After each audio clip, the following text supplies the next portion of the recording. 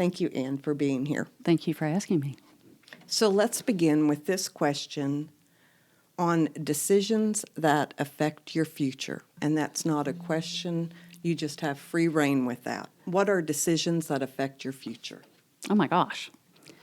Probably the first decision that I can think of, all decisions affect your future. In any given day, obviously, any decision we make can change everything, the butterfly effect. But one of the first ones that younger people are tasked with is probably when they graduate from high school. Everybody has to make a decision in their senior year at some point, and we're in that time of year now where people are either going to college or making decisions to pursue something else. And at that point, they basically have 3 or 4 choices. They can, it's not uncommon in Arkansas, to go ahead and get married. You go ahead and get married at that point, then you hope you marry well, or at least somebody with the ability to support you, or somebody that drives you to want to support them, and thus begin your future. Your second choice would be to take the first available job, or whatever job you qualify for, with only a high school education. Typically, that's going to be minimum wage or close to it. And once you accept that job, you become more or less entrenched, as you do with marriage, into that track of life. Those tracks can be changed or altered, but it does set you on a path. Either way, if you choose the low-paying job or the marriage route, you're pretty much defined where you're targeting. The third alternative would be to pursue a technical school, a 2-year college degree, something along those lines, anything that would actually teach you a trade or a skill that you can then use to earn money. If you do that, your earnings will be exponentially higher than those that chose the minimum wage route, and you have somewhat of a different future. You have more choices inherently built in because you have a solid background in whatever it is you want to pursue.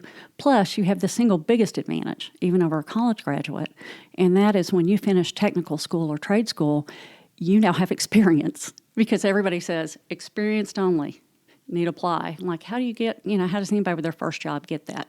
Trade and technical school address that issue in a very effective way. Your other choice, of course, is to go to college. And college is a wonderful alternative if your family's in a position for it, or you're willing to work for it, or you're gifted with scholarships. College is becoming phenomenally expensive, which is why I work so hard on the foundation at University of Central Arkansas. People don't have the money to pay for a full college degree anymore. Grants and scholarships rarely cover the full amount anymore. It's very difficult to work and go to school. People have done it for decades successfully. But even if you do that, if you work and scheme and find your way through college financially, then you're faced with getting a job after that.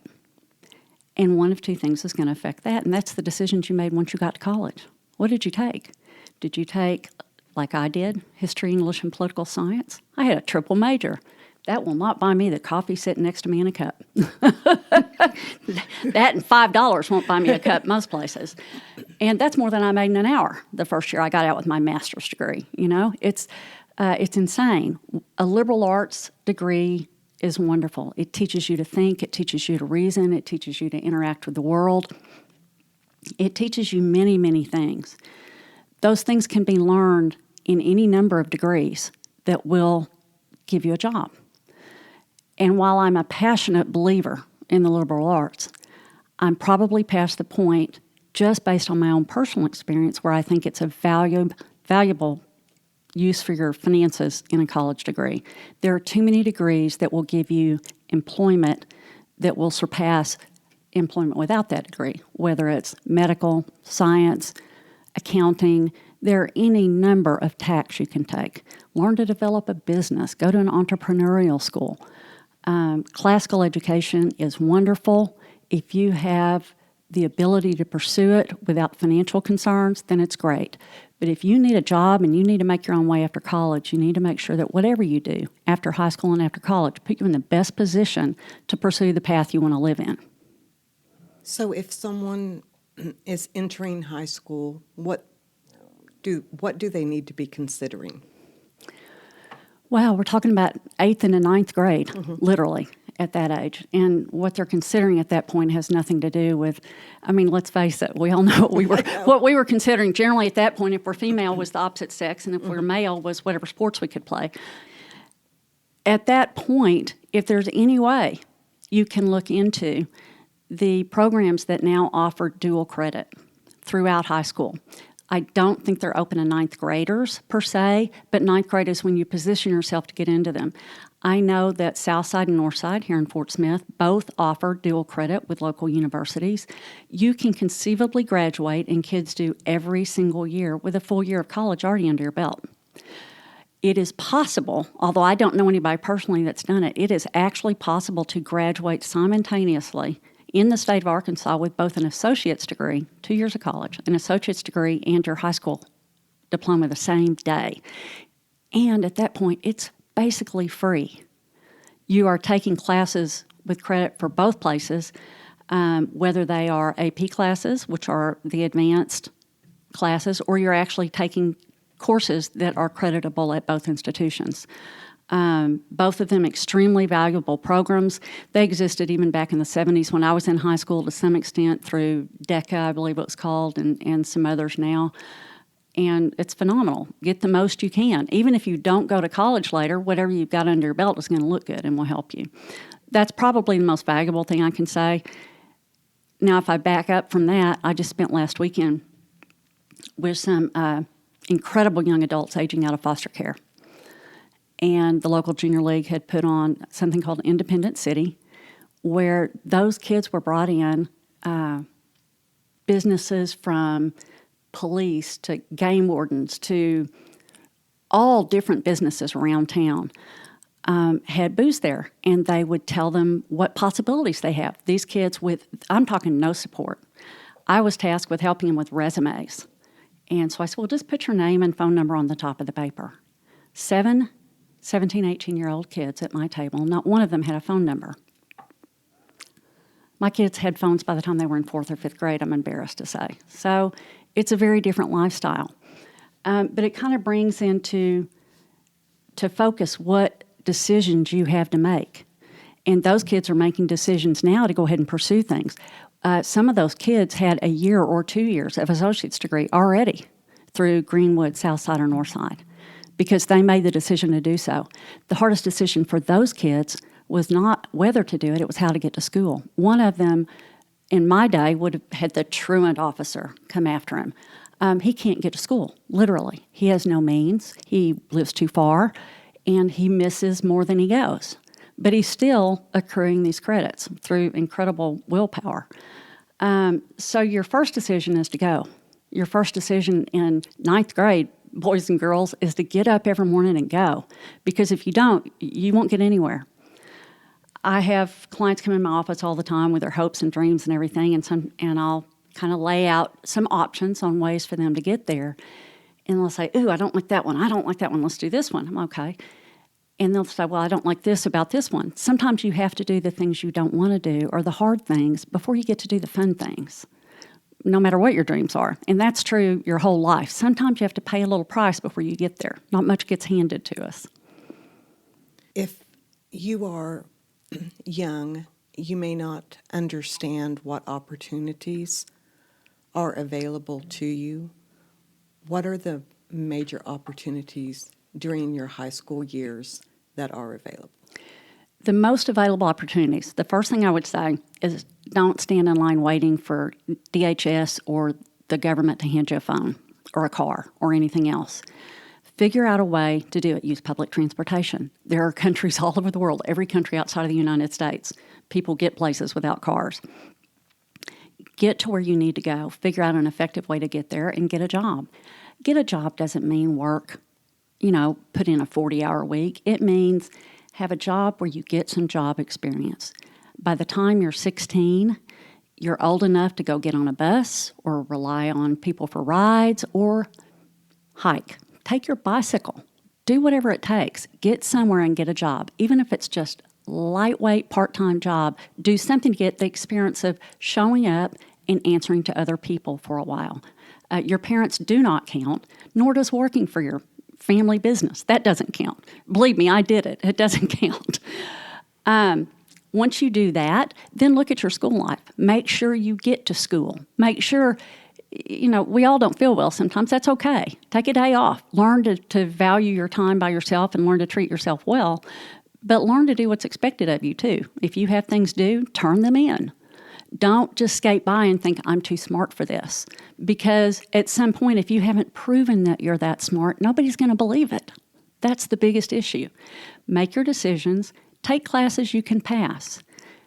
The flip side of that coin is, don't believe someone else's opinions of what you can pass. I took an entire class in Denver, Colorado. The school had never required the AP exam. I taught AP European History. And I had always required, in Tulsa, Oklahoma, it was encouraged. Everybody should take the class. Everybody should take the exam if they take the class. And Metro Christian, where I taught there, found the money. We got the money and the kids all took the test. And I expected the same thing in Denver. Denver was kind of appalled because they had the highest pass rate in the metropolitan area, and they wanted to maintain that. I had 7 hours worth of AP class. I mean, like one after the other. I taught it the same thing all day. In all 7 classes, all students took it, and every one of them got a 3 or higher, so which is college credit eligible in most places. So if you're going to do that, then do it and pay attention to the people that are there to help you. And if they say, this is going to get you this, if an AP course is going to get you college credit, if a job is going to get you something to put on a resume, if a relationship with a friend or a mentor will one day lead to you having a reference on, for a job, whether they know the people or not. The relationships you develop and the things that you do in high school are critical. You're going to launch your life after high school, whether you're doing it still somewhat supported by your parents and in college, or whether you're out of your house after the 18th birthday, doesn't matter. You're an adult, and you need to start adulting and make those decisions. So let's say someone, they're in high school. What classes should they be taking? What would best prepare them? First off, there's a somewhat of a bias, not just locally, but around the world. If you do not present yourself well and speak at least some language correctly, make sure that you're not, listen in English class, guys, make sure that you're not making routine grammatical errors. You can be a doctor, a medical doctor, or a PhD. And if you're constantly making grammatical errors, it's going to cost you more than you could ever imagine. It sounds ridiculous, and it may be. It's a very surface thing. Nonetheless, people will judge you. If you don't care enough, and this is what I think what it comes down to, is if you don't care enough to take care of the little things, who on earth is going to trust you with the big things? If you don't show up to class, why is the teacher going to give you an A? You haven't done anything above average, which by definition is an A. Far less excellent. If you haven't done whatever it takes to learn the English language and speak without double negatives or in your sentence at a preposition or whatever it takes, if you haven't done that, then why on earth would somebody believe that you could be a leader in their company? And that's what you want to be. You want to grow to be a leader. It doesn't mean you have to be in charge of the company. It doesn't mean you have to be president or CEO. It means that everybody is a leader. You may think of who comes to you with problems. Think of who comes to you with questions in your life. Everybody has them. You have them, I have them, 8th graders have them, whether it's friends or relatives or little brothers or sisters. Everybody leads somebody. And if you're going to be a leader, then do it correctly and bring something of value to the table. Well, you have to lead yourself. Yes. Through life. You do. And you got to start with the little things. You can't skip them. You can't go straight to the top step. There's no escalator. How would someone that age even define their personal goals? At that age, you have to be healthy and happy, and that's so hard. When you're 13 or 14 or 15 years old, my heart goes out to every one of them. Kids that come from perfect, leave it to beaver, as we would have said in our generation, families with, the perfect mom and dad. And we all know that those families don't really exist. At least I've never actually seen one. But even with that kind of support system, kids are struggling to find their own identities and make relationships. And you need to learn that in addition to showing up at school, in addition to trying to make good decisions to help your friends or families or little brothers and sisters or people that look up to you, you also have to make decisions that are going to put you forward in life. It's really difficult, and it's hard to maintain that track. I don't know what the secret is to it, but I do know that it's as important as the grades and showing up for everything. You have to maybe go a little easier on yourself. You have to understand that the popular kids look at you and think, y'all are the popular kids. You have to understand that everybody, if you have one friend that is somebody you can really count on, then you are way ahead of so many people at 13, 14, 15, or 50, 60, 70. If you have one friend you can really count on, don't look at somebody because they're in a cheerleader or a football uniform or whatever it is they're, or drive, heaven forbid, they're driving a cool car. That doesn't mean anything about them individually at all. It doesn't mean they're popular. Popular means you have a friend or two. Two or three would probably make you wildly popular. Don't judge yourself based on other standards. Judge yourself based on what you're doing. Run your own race. For someone who would say, I'm not smart enough, or I'm not as smart as so-and-so, I'm not going to be able to go to an AP class, I wouldn't be able to do the work. So let's talk about people who consider themselves average. Is the average person disadvantaged in high school? I think a person that considers themselves average is probably doomed. Because none of us are average. Not one of us are born that way. That's not how we're created. Regardless of what your background and beliefs are, nothing's going to create an average critter. You've got to believe that your differences are what make you special. Whether your differences are somewhere on the spectrum is such a common term now, and we have people in our family that are very definitely on the spectrum. But does that make them weirdly different and doomed to a different kind of success, a lower bar? No. As a matter of fact, ours probably going to be wildly successful. Second grade, headed for college practically right now in my own mind. That's my grandkid. So, but anyway, being average. Being average is not a crime. Considering yourself average, in my mind, is the crime. Because average is something that everybody else has. Average is the common denominator. Look for what's different. I taught for many, many years. Every kid has a strength. Are they great readers? Then go with them to the millions of places they go. They've been more places than most people can ever imagine if they're big readers. Are they gamers? Oh my gosh. Okay, in this case, they're really going those places. Some of them don't even exist. Go there with them. Learn a little something about it. Use it to broaden their interest outside of the video world. Take whatever it is that is the strength of any individual, whether it's speaking, being a friend, compassion, empathy. And sometimes it's your biggest weakness is also your biggest strength. Take whatever that is and use it to connect with other people. And then you're no longer average because you're playing to your strengths. That's what you got to do. For someone who cannot see beyond the moment, what matters to them each day in school is how many people say hello to them, where they're going to be able to sit during lunch. Mm-hmm. Or worst case scenario, you sit down and nobody else sits at the table. Yes. Probably every one of us has had that happen. Mm-hmm. I was president of my class, and I had that happen more than once. Your focus may not be on academics. Your focus and your self-identity may be constrained by what others' opinions are of you.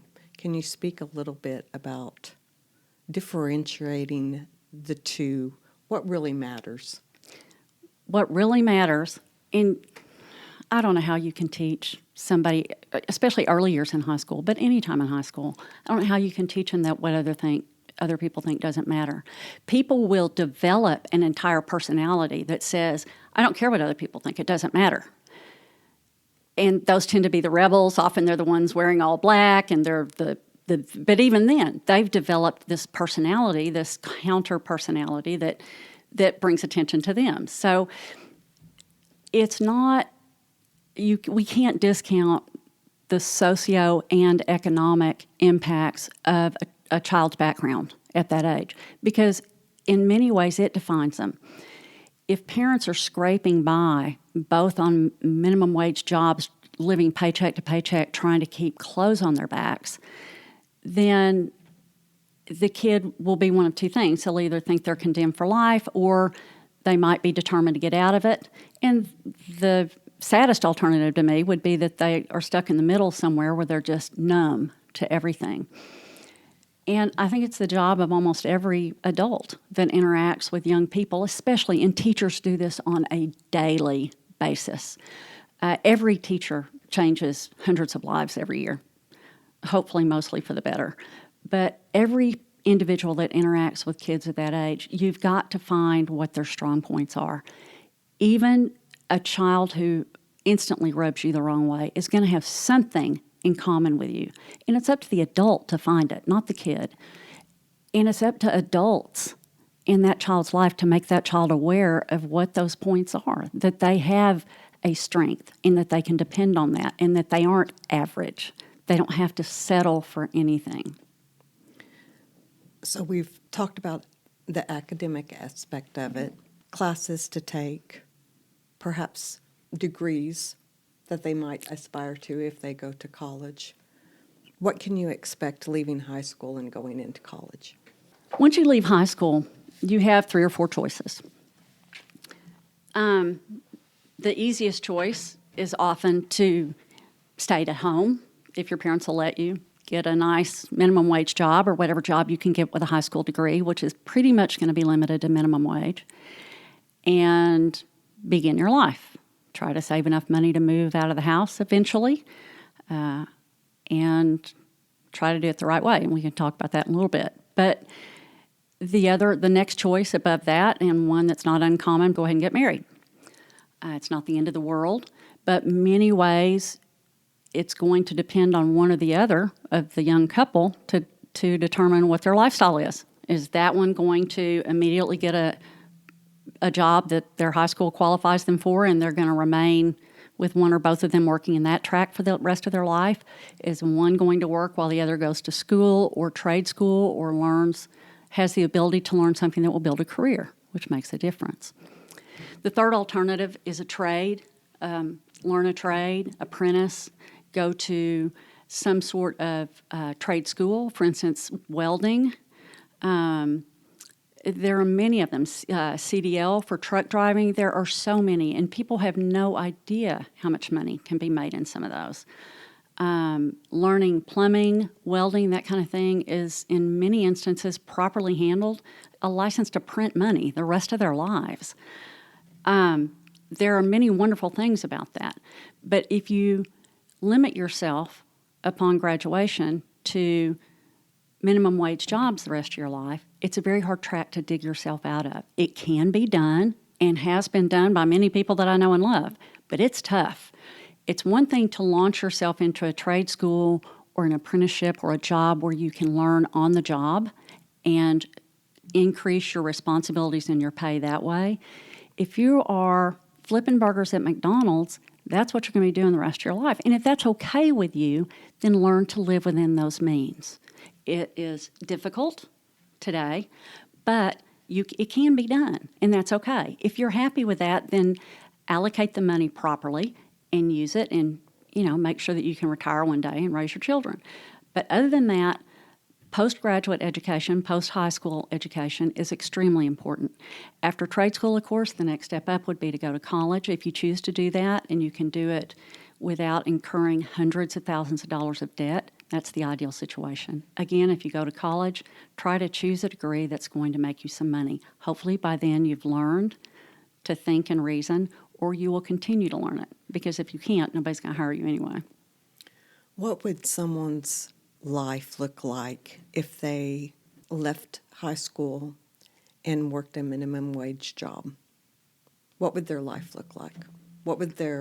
How much would they be paying for rent? Would they be able to rent and own a vehicle? Well, what's minimum wage now? $13, $14 an hour.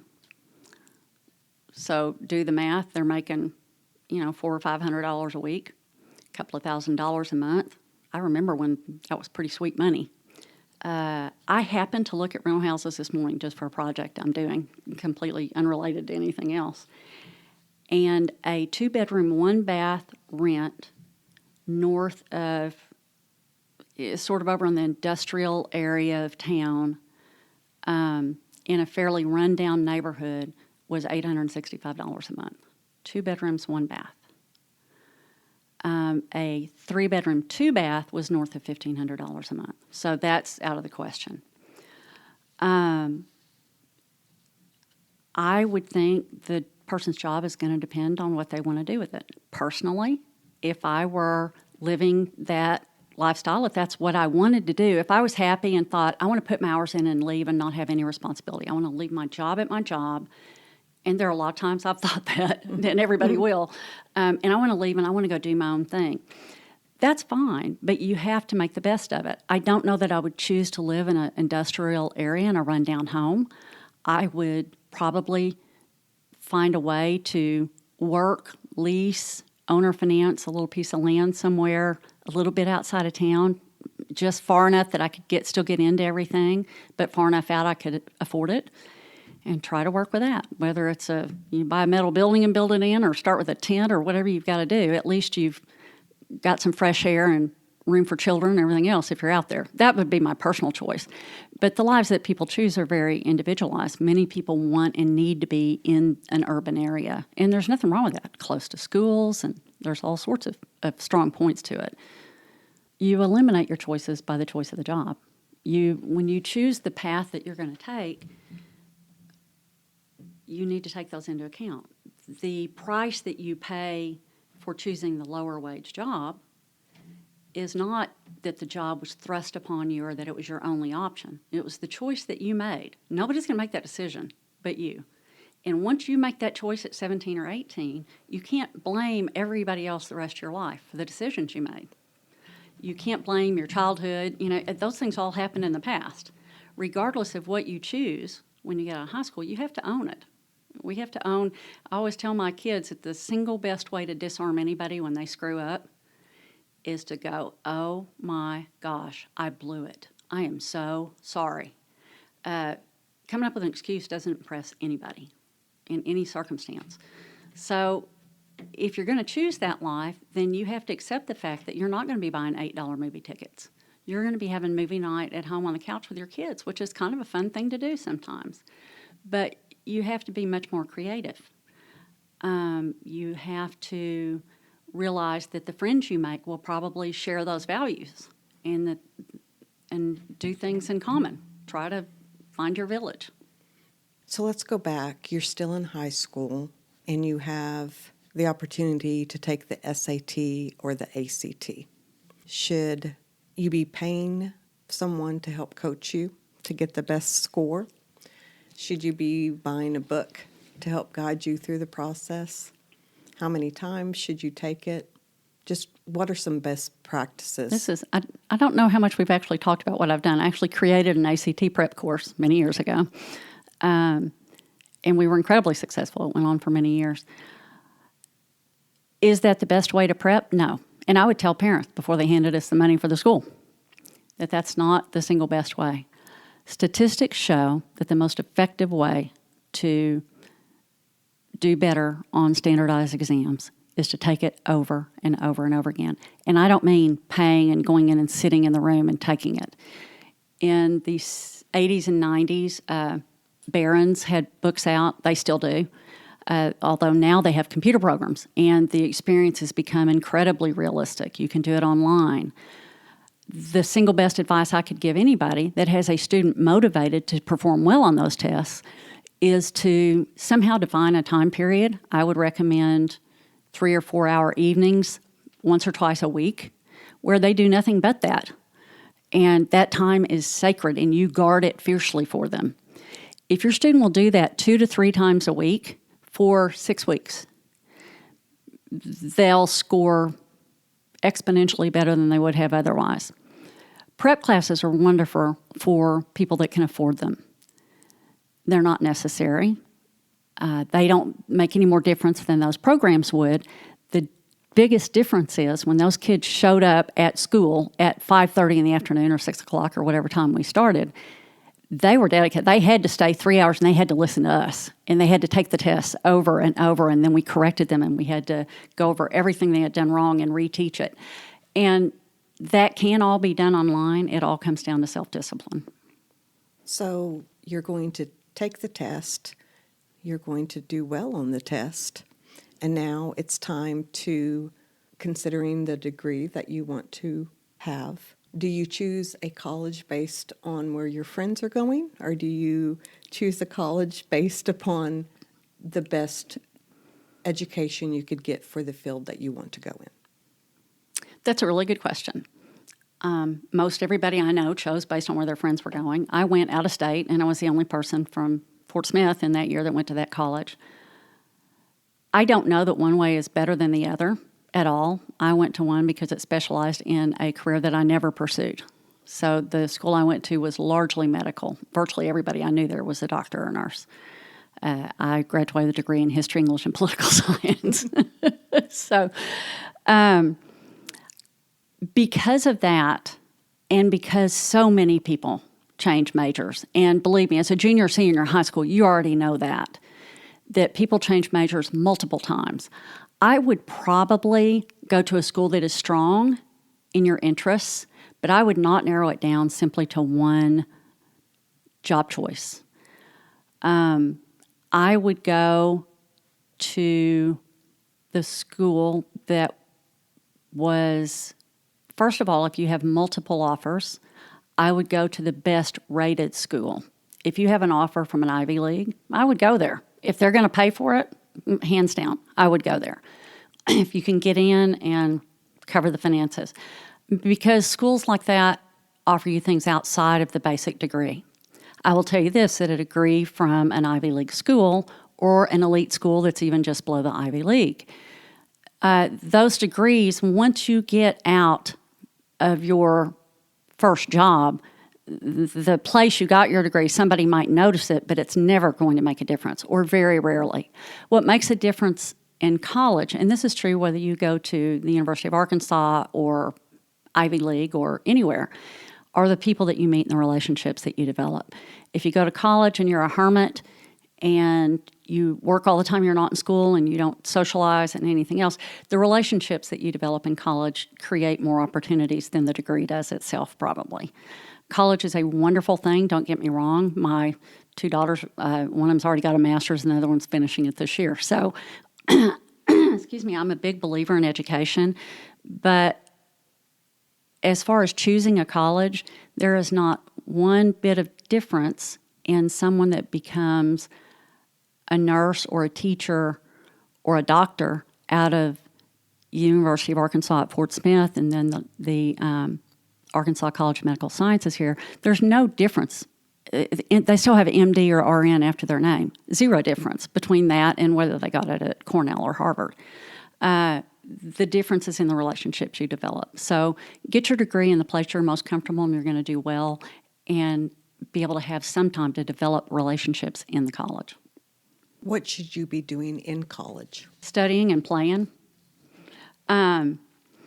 You should get the basics out of the way as quickly as you can, because people change majors, and if you're going to do it, you want to change your second year, or maybe at the beginning of your third year. You don't want to change the beginning of your senior year. Trust me, you're going to be in school forever, and nobody can afford that, and that's not how you want to spend your life.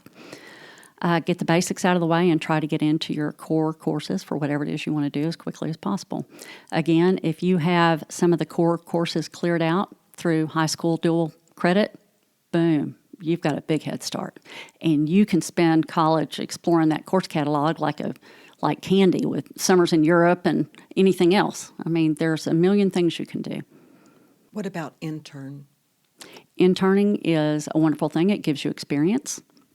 It gives you, I mean, it's phenomenal. It gives you up close and personal idea whether or not you actually want to do something. I cannot recommend it highly enough.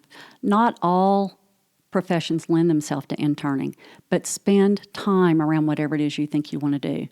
For a long time, I thought I wanted to be a social worker. And social workers talked me out of it. I hung around them. I went to places they worked, and they're like, we work a long, long time, hours. We have to have phenomenal amounts of education, and we make less than the garbage man. Spend time in the field you want to go into. That's the best advice I can give you. And do it before you complete your degree. You need to know. You are very accomplished. You're well-spoken. You have achieved a lot in life. And I think you're happy. But your path to getting there has had its challenges, I'm sure. How would you say that you have managed your expectations of what you thought reality would look like for you from when you were someone entering college and then to where you are today? When you bring up children, you bring them up with certain expectations. You tell them things. You say, when you grow up, you're going to do this. When you grow up, you're going to... I was brought up, I was going to go to college. That was never an option. Or when you grow up, you're going to get a job. When you grow up, you're going to get out of high school and get married and have a family. And whatever those dreams and challenges are, you tend to follow those. And the younger you are, the more newly adult you are, the more you tend to follow what was you were told growing up, which is why it's so important to emphasize to your child exactly what their strengths are. Don't let them have average expectations. The expectations I had growing up were really specific. And then and a lot of that comes from the background. My mom never worked. She finished a couple of years of college at Randolph-Macon and came back and was married and had babies. And it was very common in women of her generation. I was raised primarily by my father, and I always believed I'd work. He worked. Why wouldn't I work? I mean, I had 3 brothers. It never occurred to me that I was different in any way. So I always figured I would work. I also figured somewhere along would come kids and marriage and stuff like that, but that wasn't the biggest thing was getting through college and getting established in some sort of work. I did that, and it took decades, actually, for the expectations for me to realize how different reality was from sort of what I had pictured in my mind. I sort of pictured a combination of how my mom lived her life and how my dad did his job.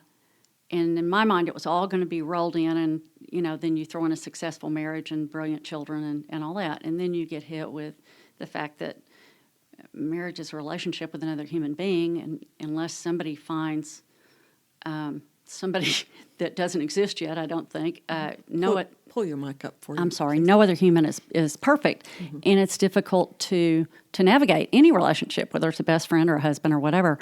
The realities of marriage and the fact you still see that green grass way off in the distance, and it takes age and wisdom to know that green grass is the exact same green grass you're standing on, and there's no reason to move.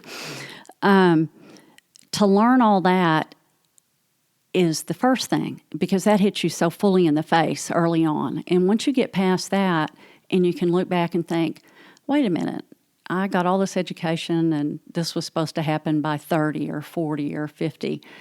Literally, when I was 50, I looked around and I thought, I thought it would be a little easier by now. I think probably everybody turning 50 thinks that, by the way. I thought it would be easier by now. And at 50, I had remarried, and man I was very much in love with and have had a wonderful 15, 16-year marriage now. But that doesn't solve anything. Nobody else is going to make you happy. And I realized that until I actually created something on my own and built it and could look back and go, I did that was the only thing that was going to make me feel like I had done what I was supposed to do. So I set about doing that at 50, which is late, folks. But you did it. But I did it. Yeah, I did it. I think in our early years, I think we have the misconception that as time passes, everything will become easier. Yes. And it doesn't. No.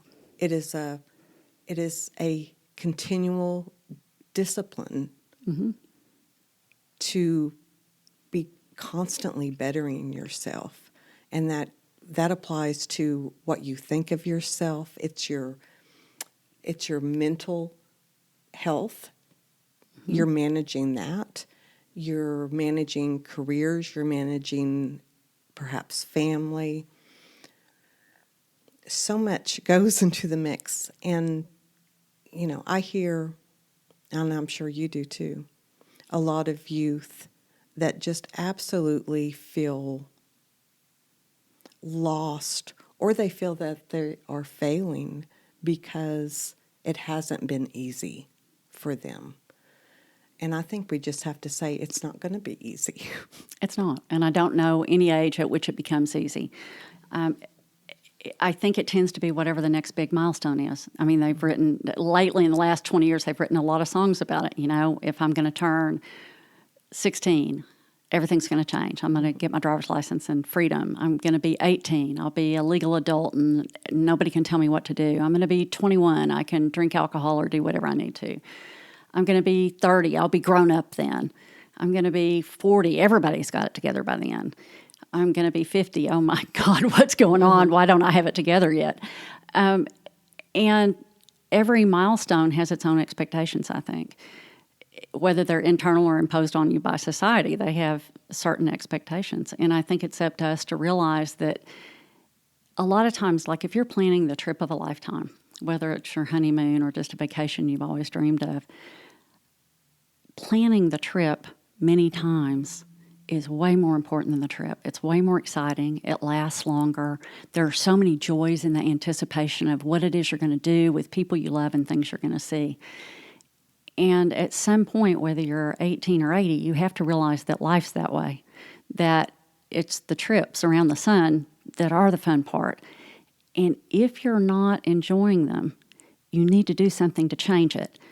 And there's two things you can change. You can change something inside of you, or you can change your immediate surroundings. You can't change anything else. You can't change other people, no matter how much you love them. Don't ever cross an ocean for somebody that wouldn't step around a rock for you. And until you realize that, you can't make yourself happy. And happy is not, you have to define happy for yourself. Happy is not the joy you feel a little kid walking into a room full of Christmas presents. That's fun, but it lasts for a few seconds. Happy is getting up in the morning and knowing that you've got people that support you in your life and people that don't support you not in your life. Is money happiness? No, not by a long shot. I grew up not wealthy, but I grew up really, really blessed. My dad was fairly successful, and I never had to think twice about it. I had a childhood and adolescence that books could be written about, and money never solved any of it. Everybody has those years to some extent. But my mom died when I was very young, and there were all kinds of things that were unusual. Money doesn't solve any of that. Not anything. It's a little nicer when you don't have to worry about, if I need a new pair of jeans or how I was going to get somewhere or if I was going to be able to go to college or if we could afford it. That it was nice. I knew it growing up that it was nice, and not everybody had that. But no, money doesn't solve any problems at all. One of the best things I can tell you is that as a financial advisor, I encourage everybody, as I said earlier, you've got to have $3,000 to $5,000. If your tires go bad and you can't pay cash for them, you are in a cycle you've got to break on the spot, because you're going to be purely at the will of people you owe money to. If you don't have enough money to keep your food, your shelter, your utilities, and your transportation moving, then you can't concentrate on anything beyond that. You've got to get at least to that point. How do you break the cycle? You break it by breaking down what you owe, paying it off. There are a million ways to do it. Dave Ramsey, as I've mentioned, I've taught his classes a lot. It's a very simple, look up debt snowball, Google it. If you Google that, you'll get 50 different types of things that are all free on the internet that will tell you how to pay off debt. Basically, you make minimum payments on everything, and you take every extra penny to pay off the very first one, in some cases the smallest one, because the feeling of success once you get that paid off is tremendous, and it encourages you. So you pay off your debt, and then you develop your $3,000 to $5,000 savings. Once you have that, you can begin investing. What I love, and I laugh every time I see it, and I see it over and over and over again, is that you'll see people as they're developing their savings or as they're paying off their debt, coming in and saying, I had an emergency, I had to detour, I had to not put money in this month. Or some people come into me with money, they've got their emergency fund and they've got their bills paid off and they're investing, and they're like, I have to stop my automatic deposits and investing for 3 months. Why? I had an emergency. What was it? As God is my witness, I had a guy come in my office one time. It was my twin's birthday. An emergency is not something, an emergency by definition is a surprise. Did they change their birthday this year? Is it on a different day? Was your calendar messed up? Something like that's not an emergency. And one of the most critical life skills in managing money, but in all aspects of your life, is determining what an emergency is. And that's true for every drama queen, whether I raised them or not. There are drama queens of both genders. An emergency can be an excuse, so convenient for so many things. But I will tell you this, and I think that this came from Dave Ramsey, but I'm not sure. If an emergency can be solved by money, it is not an emergency. Okay? That doesn't mean, trust me, huge life or death things. It's just that if it is, for instance, you have a sick child, you're living paycheck to paycheck, your child requires medical care that Medicaid won't pay for, and you have to get them to Mayo Clinic by the 30th of next month or your child's going to die. I don't care how much money it takes. You're going to get the money. You will sell everything you own. You'll hit up friends. You'll do GoFundMes. You will find ways. You will get the money. If money will solve it, it's not a crisis. It's the crises in your life, the true emergencies, are born of things you can't fix, that you want to fix. You have a family member with an addiction. Those are things you can't fix. You have a family member with a terminal illness. No amount of money will fix that. Those are true problems. But is your child's birthday an emergency? Is it a problem that you need to deviate off your path? No. That's something that's called poor planning. If money does not buy you happiness, but it does give you a level of comfort and stability in your life, we certainly obsess about money. And if you're graduating college, or if you're still in high school and you're considering which degree would make a nice living for you, I mean, there's such emphasis on that. We put so much emphasis on our careers and the path to get to this imaginary number that we have assumed will provide us with the kind of lifestyle that we would like to live. But if money does not buy happiness, why do we obsess over it so much? And yet it's important. You have to have money. Some of my most stressful times in life repeatedly have been, when I didn't have the money for tires, or I didn't have the money to, in early years, put a decent meal on the table. I think people need to consider if you can afford a home. Like in my neighborhood, I see a lot of people who could afford their homes, but they couldn't afford to maintain their homes. Then you couldn't afford that home. That's the bottom line. You have to plan, and you have to plan accordingly. That's what when we began the conversation, I said if you're going to make $2,000 a month, you can't have. The mortgage rules say that the max of your mortgage payment plus everything else you owe should not exceed 39% of your income. 39%. So if you make $2,000 a month, that's $800. Sorry, wait a minute. Do the math. Back up. what did I say, 38%? 30 38 is, of 2,000? yes, it's going to be, well, 380, 387, 800. It will be 800 bucks. So you can't exceed 800 bucks. So I was right. And if you look at everything you owe, you can't rent anything. I don't think you can rent an apartment for less than $700 or $800 anywhere. If you start there goes your $800. So you can't have a credit card for tires. You can't have a credit card to put groceries on or flights or anything else. Credit cards are a dangerous necessity.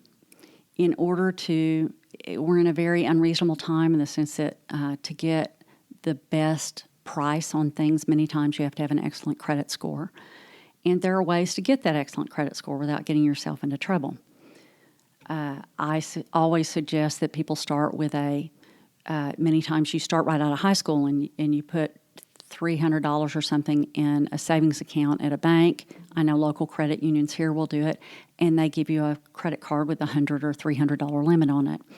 If you should blow it with that card, they have your money, so they're good. But it's reported as a regular credit card. And I encourage that. You have to establish credit. It's a necessary evil for now in our society until we can figure ways to calculate how else somebody's going to pay us back other than their credit record. I don't know what that is. So you have to have credit. The minute you buy something based on a payment, you have begun a cycle into financial despair. If you buy a car because you can afford the payment, it's an unfortunate decision. At that point, you're buying something that costs $200 or $300 a month because that's the money you can scrape together, and paying generally $10,000 to $15,000 for a $4,000 car in the long run. And that is just the beginning of a really bad cycle. That's why it's so important to get all of that paid off. The only acceptable debt in my mind, and in the mind of most true financial people, a mortgage is an acceptable debt. Many financial advisors want you to keep a mortgage because in their mind they can invest it. And mathematically speaking, you can make more money than a mortgage would cost you. Maybe it's a little harder now than it was a year ago, but certainly when interest rates were returning 1% or 2%, there was a certain argument to be made. You could get a mortgage at 2%, 3%, do that, have a couple of $100,000 you could invest instead, and you could get to your retirement point quicker. The biggest issue with that is I was fortunate enough with my husband that we paid off a house fairly quickly after we got married. And there's a feeling to having a paid-for home that is absolutely irreplaceable. Nobody can touch you. I mean, you're safe. You're home safe, and you always will be. And that's hard to overlook. So I encourage people, if I could tell young people anything, it would be buy your first home, get a mortgage that is under 30% of your income instead of 40%, and make it a 15-year note. Buy less. That means you're buying less than you can afford. Make it a 15-year note and do biweekly payments. Take it out of every paycheck instead of once a month because you get an extra paycheck in that year, an extra check to your mortgage, and then every extra penny you get goes to paying off the mortgage. You do that for 7 or 8 years, and you'll have a paid-for house. Is it smaller than everybody else you run around with that has the same jobs you do? Yeah. But how many of them are now 7 years into a 30-year mortgage that they'll probably never pay off? What would be your top 5 ways that someone earning, I don't know, let's say a family earning less than $100,000 combined, how should they allocate their funds? How they should allocate their funds. Make sure that your living expenses are, and I mean your mortgage, your taxes, your insurance for your home, are 30% or less of your gross income. If that income is variable in any way, take the smallest common denominator, the absolute minimum that you know you're going to earn. Many people have variable incomes now, and it makes it a little more difficult to budget. You have to budget for a 0 month if you have variable income, which means you have to have savings. Once you have your 30% check, allocated, then at that point you need to take other money and begin your savings. If you don't have savings and you don't have enough money to begin it, you need to look at what you can sell. Facebook Marketplace exists for a reason, and that's a good one. Start getting rid of stuff. You've got things that you haven't used that still have price tags on them. Start with those and go from there. Peace of mind goes a lot farther than stuff, I can promise you. I would agree with that. Absolutely agree with that. Let's go back. You've made it through high school. You've made it through college.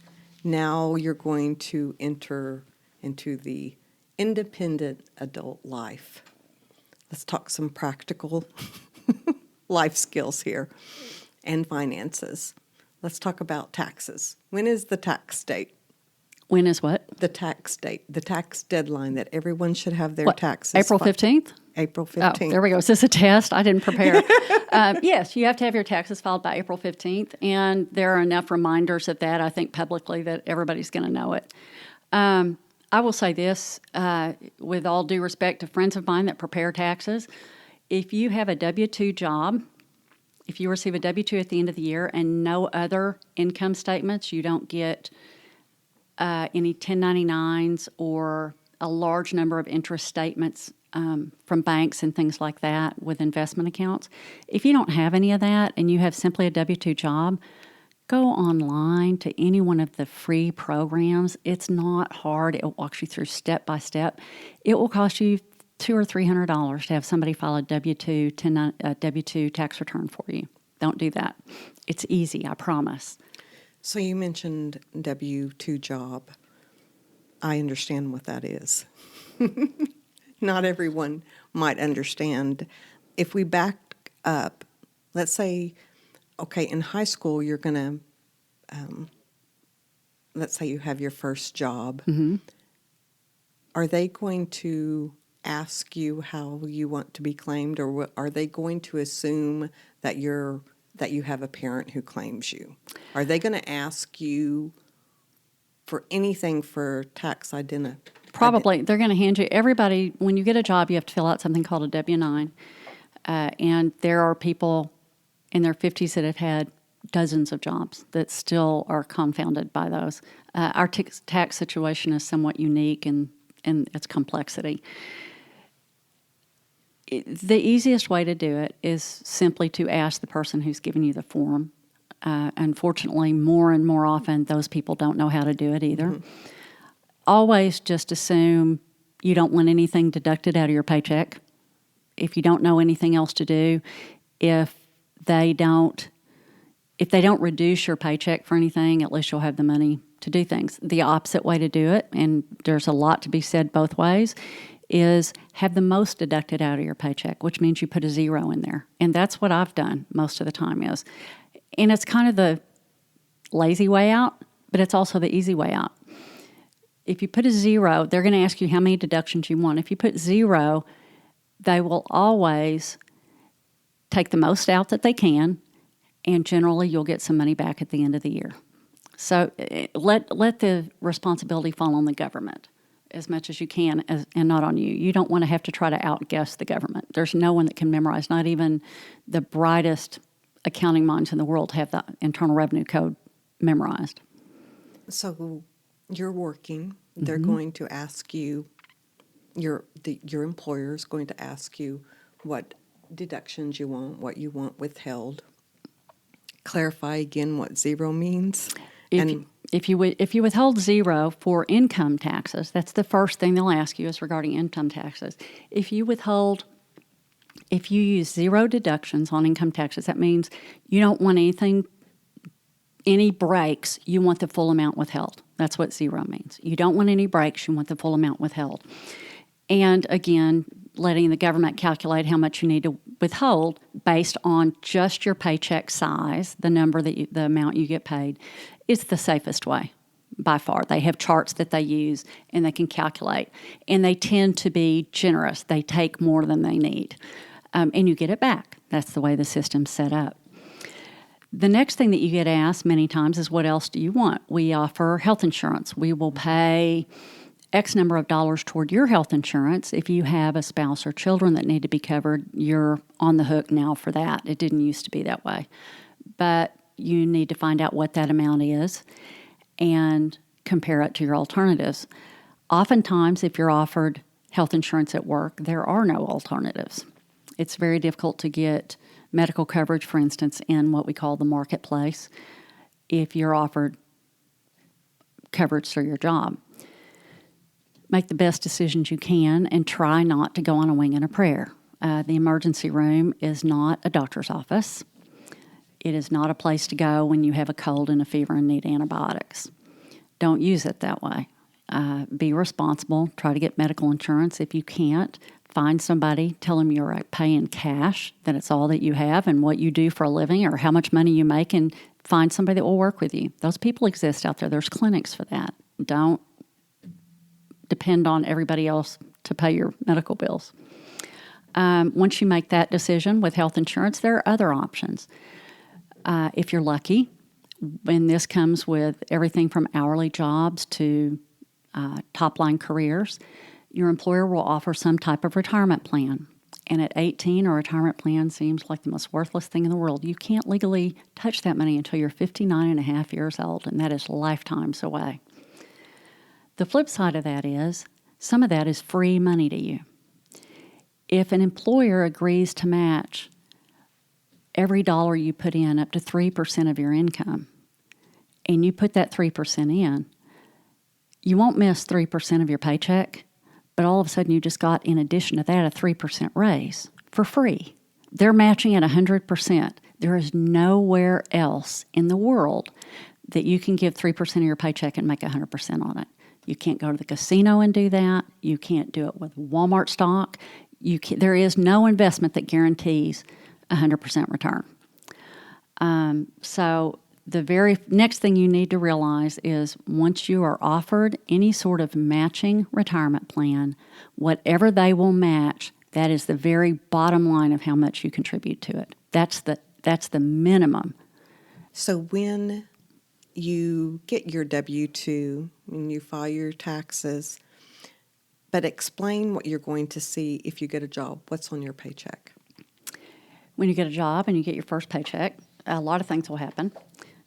First off, it's going to be less money than you thought you made because you're making $10 an hour and you work 10 hours. It should be $100 when, in fact, it's $78. And the reason for that is they're going to take 10 minimum for federal taxes. The state of Arkansas is going to take at least 3. The city of Fort Smith will take another 5 or 6. So it depends. There goes 15% off the top immediately. So out of $100, you're down to $85 before you even start benefits, if you're paying for any medical insurance or anything else. Generally, on average, I believe that most people get 70 to 75% of what they make in their paycheck.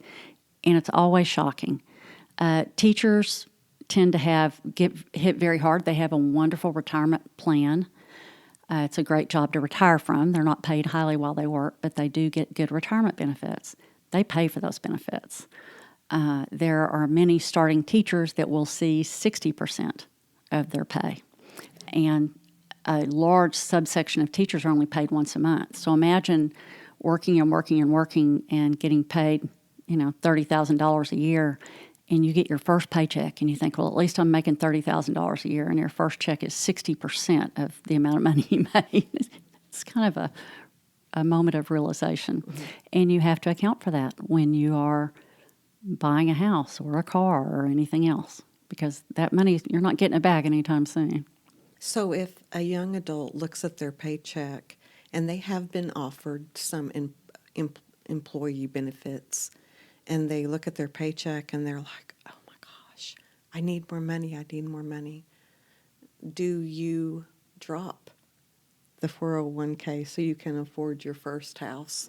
A 401k is generally not optional. So that's not a possibility.